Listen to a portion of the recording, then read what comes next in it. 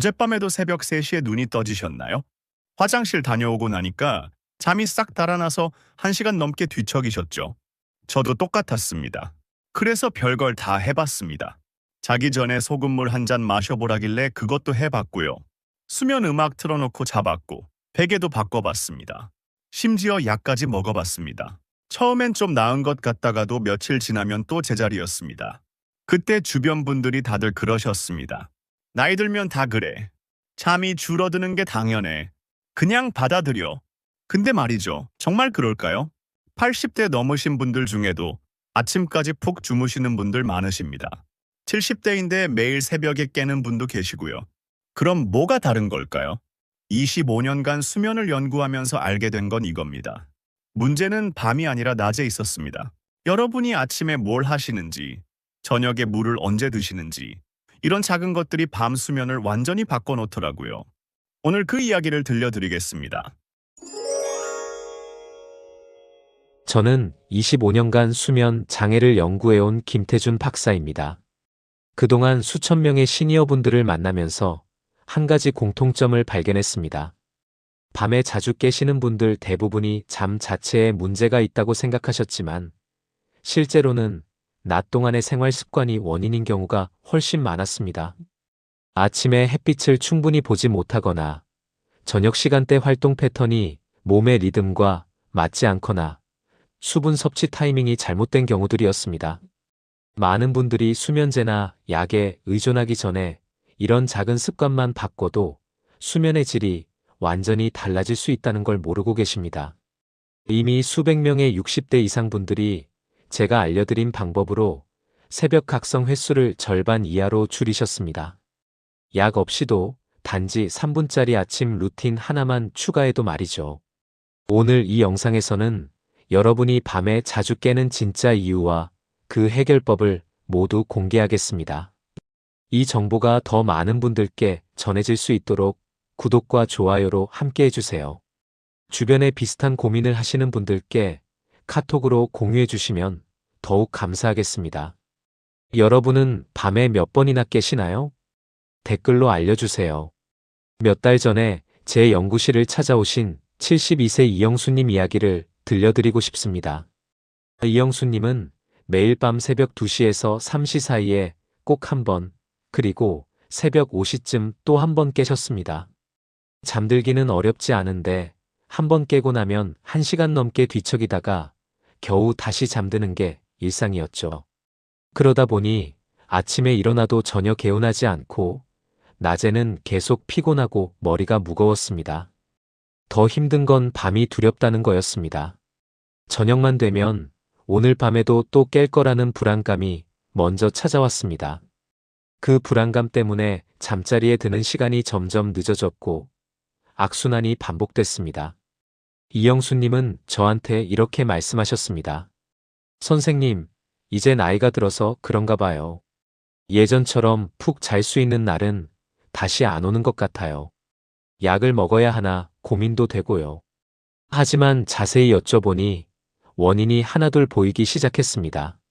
이영수님은 저녁 8시 이후에도 TV를 보면서 물을 자주 드셨고 낮에는 거의 집 안에만 계셨습니다.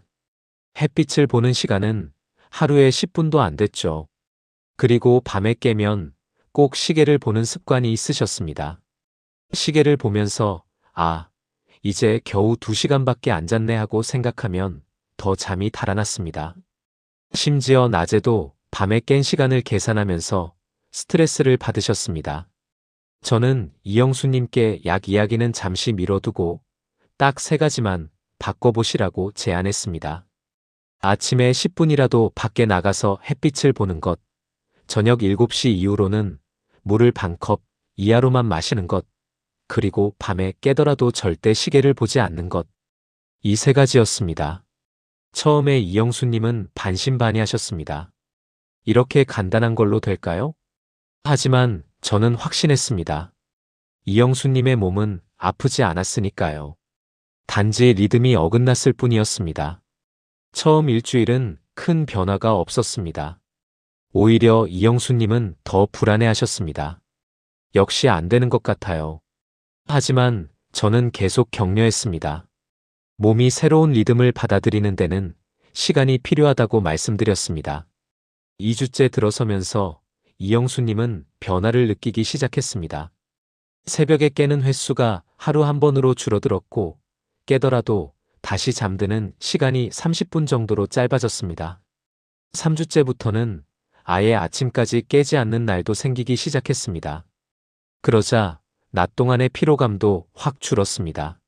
한 달 뒤 다시 만났을 때 이영수님은 완전히 다른 표정이셨습니다. 요즘은 밤에 깨는 게 무섭지 않아요. 설령 깨더라도 금방 다시 잠들거든요. 그리고 아침에 일어나면 몸이 가벼워요. 이런 느낌 정말 오랜만이에요. 이영수님은 이제 약 없이도 잘 주무십니다. 이영수님의 변화는 특별한 게 아니었습니다. 단지 몸의 리듬을 다시 맞춰드린 것 뿐이었습니다. 혹시 아직 구독과 좋아요를 누르지 않으셨다면 지금 바로 눌러주세요. 이 채널은 여러분의 건강한 밤을 응원합니다. 오늘 이 영상에서 말씀드릴 내용은 여러분의 수면을 완전히 바꿀 수 있는 중요한 지혜입니다. 끝까지 보지 않으시면 가장 중요한 실천법을 놓치게 됩니다. 특히 마지막에 나올 새벽각성 대처법을 모르시면 지금까지의 노력이 의미 없어질 수 있어요. 뒤에 나올 7가지 실천법 중에서 단 하나만 바꿔도 여러분의 밤은 달라질 수 있습니다. 이영수님처럼 여러분도 작은 습관만 바꾸면 충분히 달라질 수 있습니다. 수면은 나이가 아니라 습관의 문제입니다. 그래서 지금부터는 여러분이 밤에 자주 깨는 진짜 이유가 무엇인지, 어떤 유형에 해당하는지 하나씩 짚어보겠습니다. 여러분의 유형을 정확히 알면 해결책도 훨씬 명확해집니다. 밤에 자주 깨는 수면은 사실 한 가지 모습이 아닙니다.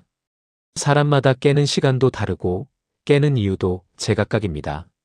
그런데 25년간 연구하면서 발견한 건 크게 5가지 유형으로 나눌 수 있다는 겁니다. 여러분이 어떤 유형에 가까운지 알면 해결책도 훨씬 명확해집니다. 잠들기는 괜찮은데 새벽 2시에서 4시 사이에 꼭 한 번 눈이 떠지는 분들이 계십니다. 이게 바로 새벽 중간각성형입니다. 몸은 아직 쉬고 싶은데 머리가 먼저 깨어나는 느낌이 드는 거죠. 서울대학교 수면연구센터의 5년간 추적 연구에 따르면 이 유형은 낮 동안 쌓인 긴장이나 걱정이 밤중에 다시 떠오르는 경우가 대부분이었습니다. 65세 박민호 님도 이 유형이었습니다. 박민호 님은 낮에는 아무렇지 않게 지냈는데 밤만 되면 자식 걱정, 건강 걱정이 갑자기 머릿속에 가득 차올랐습니다. 새벽 3시에 눈을 뜨면 그 생각들이 너무 또렷해서 다시 잠들기가 정말 어려웠죠. 이런 경우에는 낮 동안 걱정을 종이에 적어보거나 저녁 시간에 가벼운 산책으로 긴장을 풀어주는 게 도움이 됩니다. 머리가 깨어있는 상태로 누워있으면 잠은 더 멀어지니까요. 혹시 여러분도 새벽에 깨면 생각이 꼬리를 무는 경험 해보신 적 있으신가요? 그렇다면 이 유형일 가능성이 큽니다. 두 번째는 화장실 때문에 깨는 화장실 각성형입니다. 나이가 들수록 밤에 소변이 마려워지는 횟수가 늘어나는 건 자연스러운 현상입니다. 하지만 문제는 한 번 다녀오고 나면 다시 잠들기까지 시간이 오래 걸린다는 겁니다.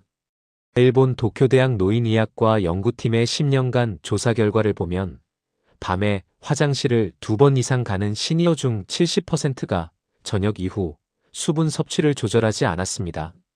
68세 정수영님은 저녁 9시까지도 물을 한두 컵씩 드셨습니다.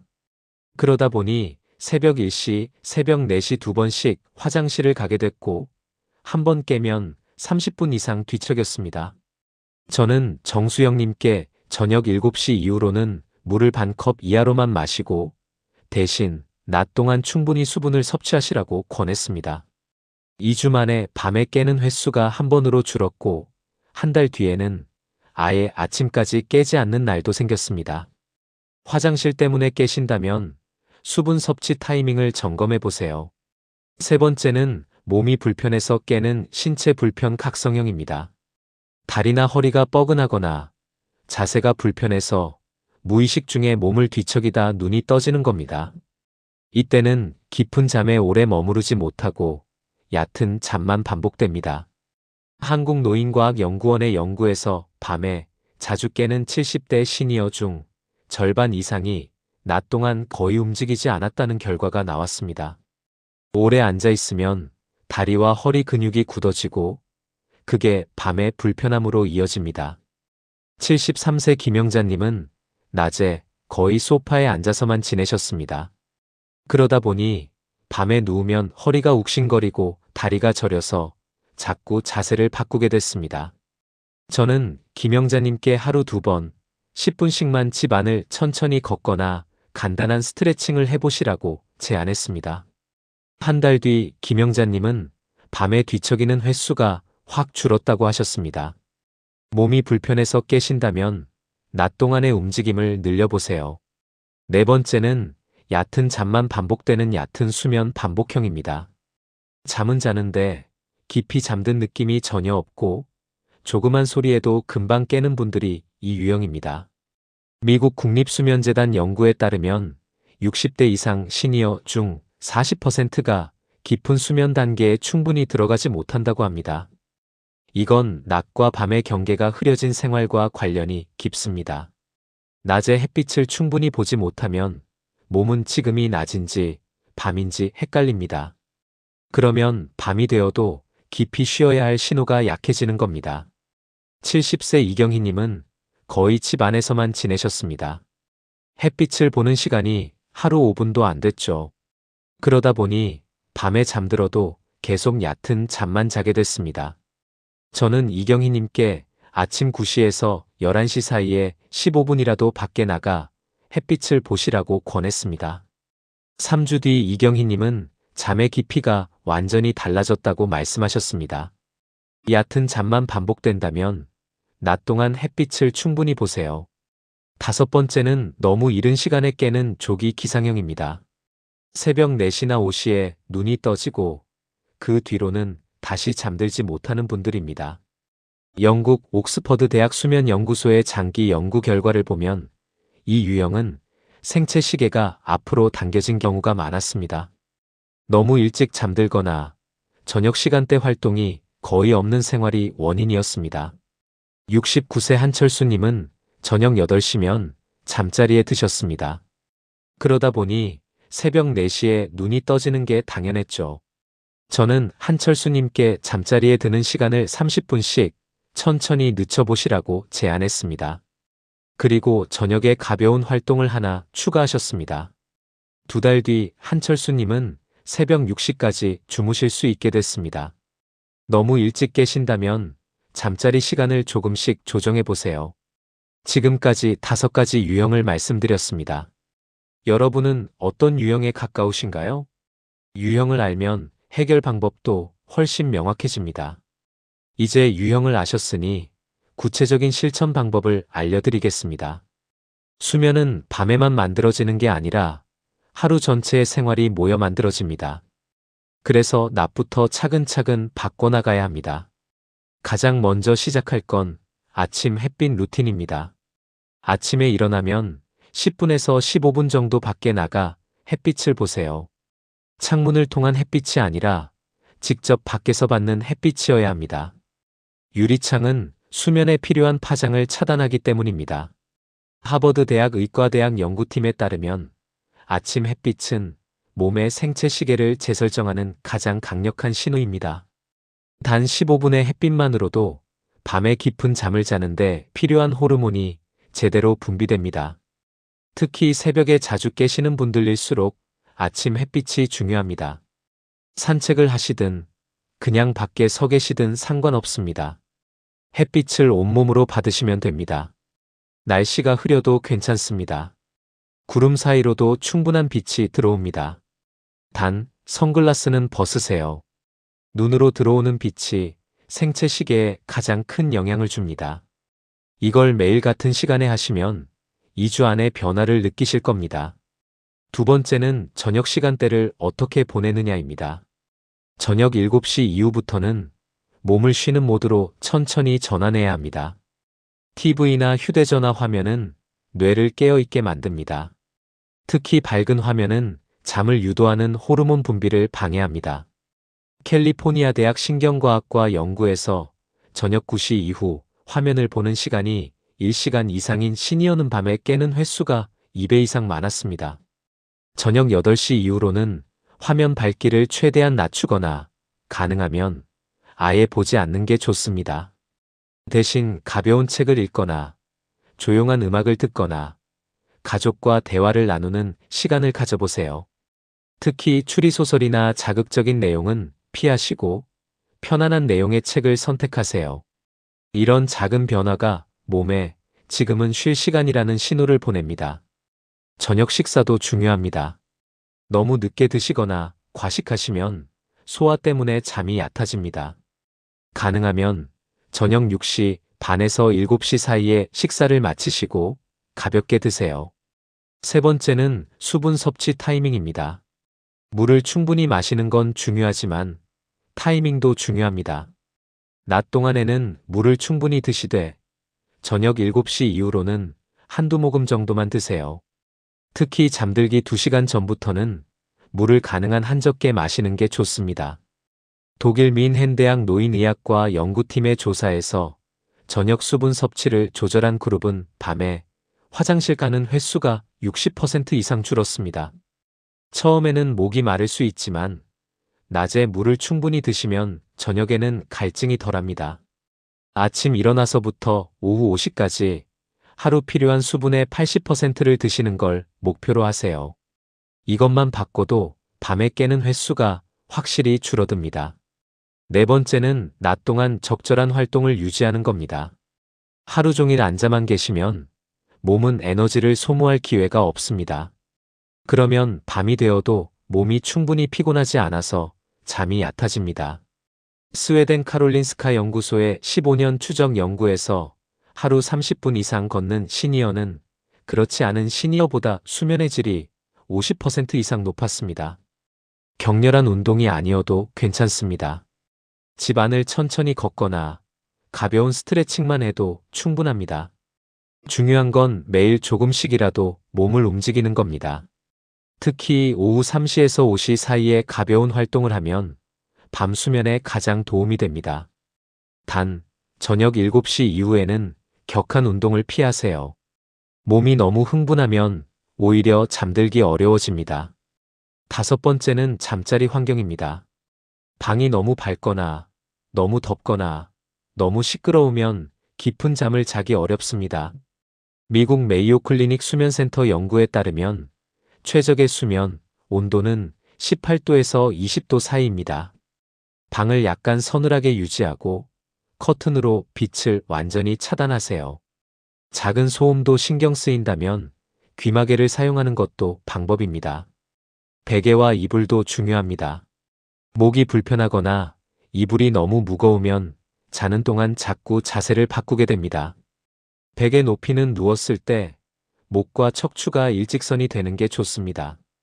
너무 높거나 낮으면 목에 부담이 갑니다. 이불은 계절에 맞게 선택하시되 너무 무겁지 않은 게 좋습니다. 여러분 몸에 맞는 베개 높이와 이불 무게를 찾아보세요. 여섯 번째는 새벽에 깼을 때 어떻게 대처하느냐입니다. 이게 정말 중요합니다.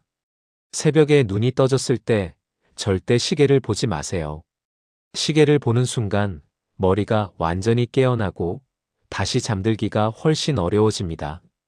영국 런던 대학 심리학과 연구에서 새벽 각성시 시계를 본 그룹은 다시 잠드는데 평균 45분이 걸렸지만 보지 않은 그룹은 15분 만에 잠들었습니다. 눈이 떠졌다면 그냥 눈을 감고 누워 계세요. 잠을 자려고 애쓰지 마시고 그냥 편안하게 쉬고 있다고 생각하세요. 호흡에 집중하거나 몸의 감각을 천천히 느껴보세요. 발끝부터 시작해서 천천히 위로 올라가면서 각 부위의 긴장을 풀어보세요. 억지로 잠들려 하면 오히려 잠이 더 멀어집니다. 20분 이상 누워 있어도 잠이 안 오면 잠깐 일어나서 어두운 곳에서 가만히 앉아 계세요. 책을 읽거나 화면을 보지 마시고 그냥 조용히 앉아 계시다가 다시 졸리면 누우세요. 7번째는 마음을 다스리는 겁니다. 걱정이나 생각이 많으면 잠은 절대 오지 않습니다.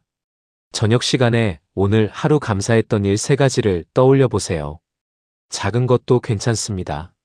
날씨가 좋았던 것, 맛있는 식사를 한 것, 가족과 통화한 것. 캐나다 토론토 대학 정신건강연구소에 따르면 감사일기를 쓴 시니어는 부정적 생각이 줄고 수면의 질이 향상됐습니다. 마음이 편안해지면 몸도 편안해집니다. 그래야 잠도 편안해집니다. 낮 동안 걱정되는 일이 있다면 종이에 적어보세요. 머릿속에만 담아두면 밤에 계속 떠오릅니다. 적어두면 마음이 조금 가벼워집니다. 지금까지 7가지 실천법을 말씀드렸습니다. 한꺼번에 다 하려고 하지 마세요. 하나씩 천천히 시작하시면 됩니다. 지금까지 밤에 자주 깨는 이유와 그 해결법을 모두 말씀드렸습니다. 많은 분들이 잘못 알고 계신 게 하나 있습니다. 나이가 들면 잠이 줄어드는 게 당연하다고 생각하시는 겁니다. 하지만 그건 반만 맞는 이야기입니다. 나이가 들면 잠의 패턴이 바뀌는 건 맞지만 잠의 질까지 나빠져야 하는 건 아닙니다. 단지 몸의 리듬이 예전과 달라졌을 뿐입니다. 그 리듬을 다시 맞춰주기만 하면 됩니다. 잘못 관리하면 밤마다 고통스럽고 낮에도 피곤하고 삶의 질이 떨어집니다. 하지만 제대로 관리하면 밤에 푹 자고 아침에 개운하게 일어나고 하루 종일 활기차게 지낼 수 있습니다. 그 차이는 생각보다 작은 습관 하나에서 시작됩니다. 오늘 밤부터 당장 실천할 수 있는 단 하나만 고르신다면 아침 햇빛 루틴을 권해드립니다. 내일 아침 일어나시면 10분만 밖에 나가보세요. 그냥 서 계시기만 해도 괜찮습니다. 햇빛을 온몸으로 받으시면 됩니다. 이걸 일주일만 해보세요. 일주일 뒤 밤 수면이 어떻게 달라졌는지 느껴보세요.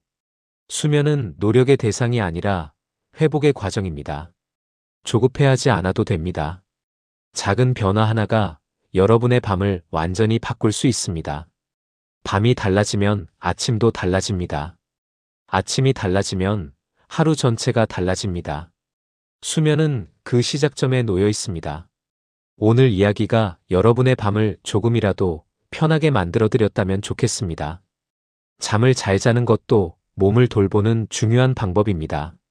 건강을 지키는 일은 혼자보다 함께할 때 더 든든합니다. 오늘 내용이 도움이 되셨다면 구독과 좋아요로 이 건강한 여정에 함께해 주시면 감사하겠습니다. 주변에 비슷한 고민을 하시는 분들께도 이 영상을 공유해 주세요. 여러분은 오늘 밤부터 어떤 습관을 바꾸실 건가요? 댓글로 다짐을 남겨주세요. 오늘 밤은 조금 덜 걱정하고 조금 더 편안하시길 바랍니다.